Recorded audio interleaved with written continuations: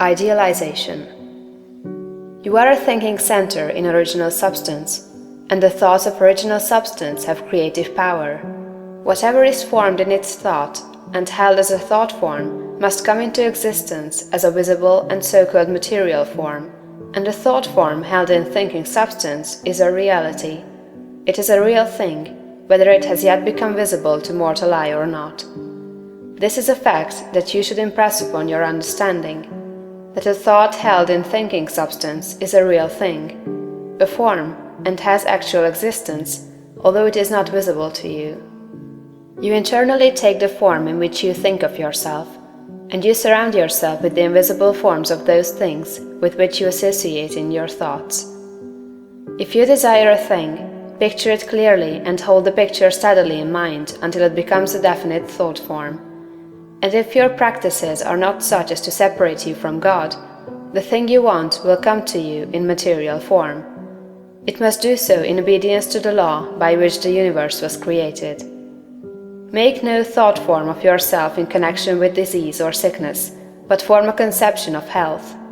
Make a thought form of yourself as strong and hearty and perfectly well. Impress this thought form on creative intelligence, and if your practices are not in violation of the laws by which the physical body is built, your thought form will become manifest in your flesh. This also is certain. It comes by obedience to law. Make a thought form of yourself as you desire to be, and set your ideal as near to perfection as your imagination is capable of forming the conception. Let me illustrate. If a young law student wishes to become great, let him picture himself, while attending to the viewpoint, consecration, and identification as previously directed, as a great lawyer, pleading his case with matchless eloquence and power before the judge and jury, as having an unlimited command of truth, of knowledge, and of wisdom. Let him picture himself as the great lawyer in every possible situation and contingency. While he is still only the student, in all circumstances let him never forget or fail to be the great lawyer in his thought form of himself. As the thought form grows more definite and habitual in his mind, the creative energies, both within and without, are set at work. He begins to manifest the form from within, and all the essentials without, which go into the picture, begin to be impelled toward him. He makes himself into the image, and God works with him. Nothing can prevent him from becoming what he wishes to be. In the same general way, the musical student pictures himself as performing perfect harmonies, and as delighting vast audiences. The actor forms the highest conception he is capable of in regard to his art, and applies this conception to himself. The farmer and the mechanic do exactly the same thing. Fix upon your ideal of what you wish to make of yourself. Consider well and be sure that you make the right choice.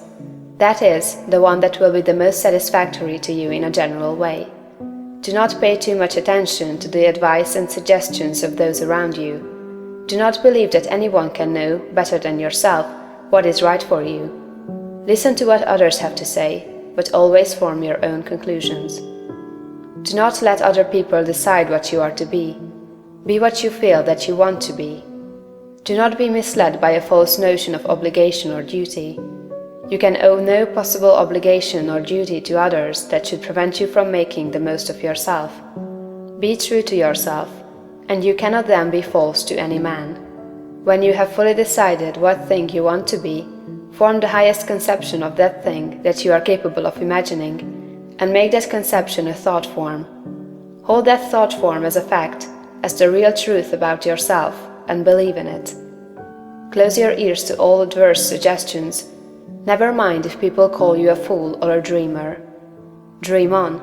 Remember that Bonaparte, the half-starved lieutenant, always saw himself as the general of armies and the master of France, and he became in outer realization what he held himself to be in mind. So likewise will you. Attend carefully to all that has been said in the preceding chapters, and act as directed in the following ones, and you will become what you want to be.